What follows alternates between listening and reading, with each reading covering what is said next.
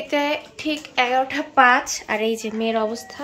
কখন থেকে একটুখানি খিচুড়ি নিয়ে বসলাম খাওয়াতে। এমনিই তো তার ঘন্টা 1-1.5 ঘন্টা লেগে যায়। বসার যে পরিস্থিতি, এর মধ্যে মানে মেয়েকে সময় দেওয়াটাই ডিফিকাল্ট। তারপরও খাওয়া নিয়ে এই যে চকলেট পেয়ে সকালে খাওয়া দাওয়া শেষ। এই চকলেটটা খুলেছে, কোনটা? এটার মধ্যে এই খেলনা এগুলো দিয়ে খেলছে। দেখাতে দেখাতে ভাবছে যে একটু তাড়াতাড়ি খাইয়ে নেই। এখন বাজে প্রায় 11:30 না। এখন খাচ্ছি সকালের। আজকে সুন্দর অনেকদিন পরে বোয়া বানালো হলো। রাইস কুকারে করা হচ্ছে না, রাইস কুকারে বানাইছে বোয়া। কালো জিরা ভর্তা, আলু সেদ্ধ, এই দিয়ে আমাদের সকালে আজকে নাস্তা। ডিমবাজি কালো জিরাটা এখন সবার দরকার, বাসার সবার ঠান্ডা একাকার অবস্থা।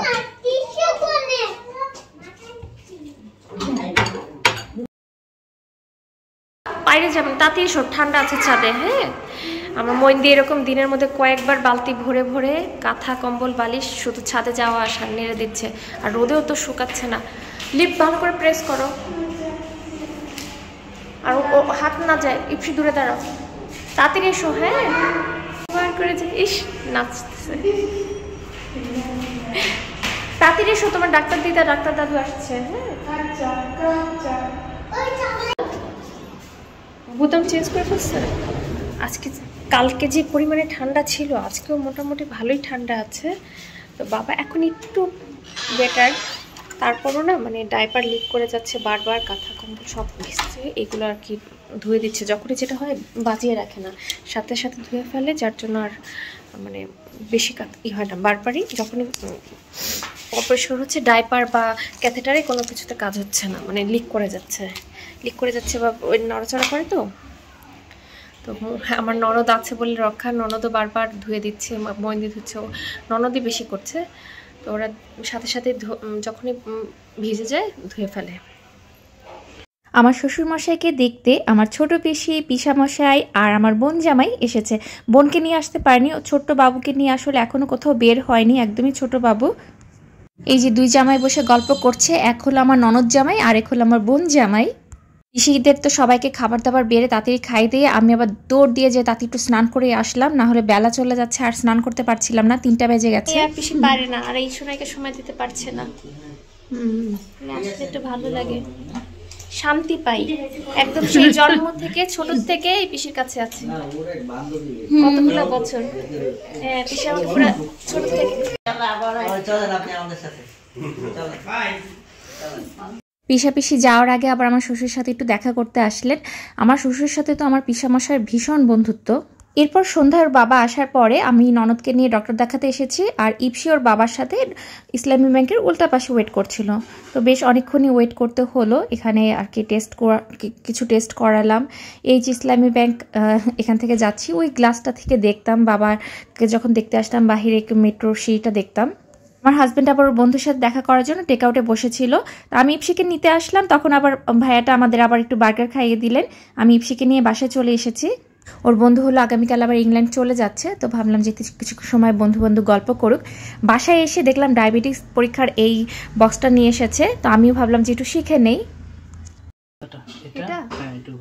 ঘুরালে ভেঙে যাবে না? না, এই যেভাবে আমি দেখে এটা এভাবে ধরি না, এটা একটু ঘুরে টান দিবেন, নাহলে আবার সাবধানে চোখা কিন্তু। হ্যাঁ, যেন আপনার হাতে না লাগে, একটু ঘুরে টান দিবেন। ওটা ভাঙতে হবে। কত আছে ডায়াবেটিস? এইখানে ধরেন, এইখানে ধরেন। হ্যাঁ, ঠিক আছে। হ্যাঁ, ঠিক আছে, ভেরি গুড। চালান এটাকে এখন।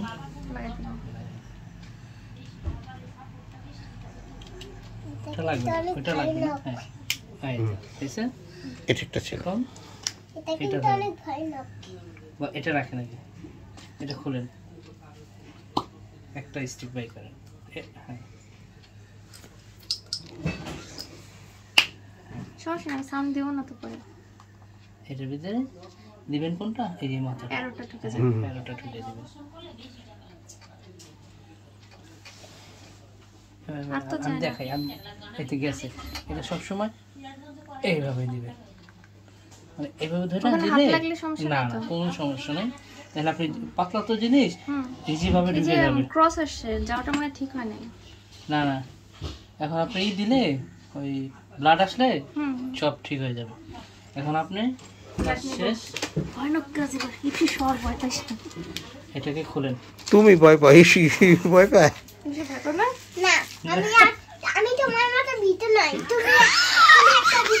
মেজে আমাকে ভিতর ডিম বললো, আসলে আমি ভিতর ডিম। দেখুন আমার অবস্থা, এই যে ডায়াবেটিস পরীক্ষার জন্য সামান্য একটু হাত ফুটা করে ব্লাডটা বের করাতে আমি ভয় পাচ্ছিলাম, পারবো কি পারবো না।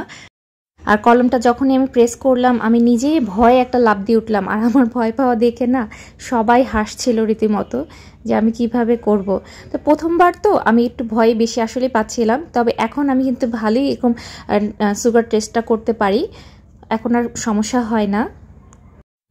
তো এখানে হলো ব্লাড দেওয়ার পর এই যে মার হলো 9.9 এসেছে। এটা হলো খালি পেটে, মা এখনও কিছু খাননি, আমরা রাতে খাওয়া দাওয়া হয়নি, তো একটু বেশিই আছে। মোটামুটি শিখে গিয়েছি আমি ডায়াবেটিস পরীক্ষা করা। একবার ডায়াবেটিস পরীক্ষা করে এত মজা লাগলো, এরপরে আমি চলে আসলাম আমার ননদের ডায়াবেটিস পরীক্ষা করার জন্য। আর এখন হলো এবার আর ভুল করিনি, ঠিকঠাক মতো নিজেই করে নিয়েছি। আমাকে আর যে বাবাকে যে দেখাশোনা করে ওই লোকটাই প্রথমে আমাকে দেখিয়ে দিয়েছিল। তো এবার হলো আমি পুরোপুরি নিজেই করেছি টেস্টটা। তবে বেশ ভালো, এটা থাকা উচিত। কখনো হয় না শরীর খারাপ হয়, আমার যেমন সুগার অনেক ফল করে যায়, আমার হাজবেন্ডের কেমন জানি না, তবে রাখা ভালো মেশিনটা। আর বেশি তার সাথে প্রেশার মাপারও মেশিনটা থাকা দরকার। আমাদের বাসায় যদিও নাই, এবার প্রেশার মাপার মেশিনটা আনা দরকার, কারণ হাজবেন্ডের মাঝে মাঝে প্রেশার অনেক হাই হয়ে যায়।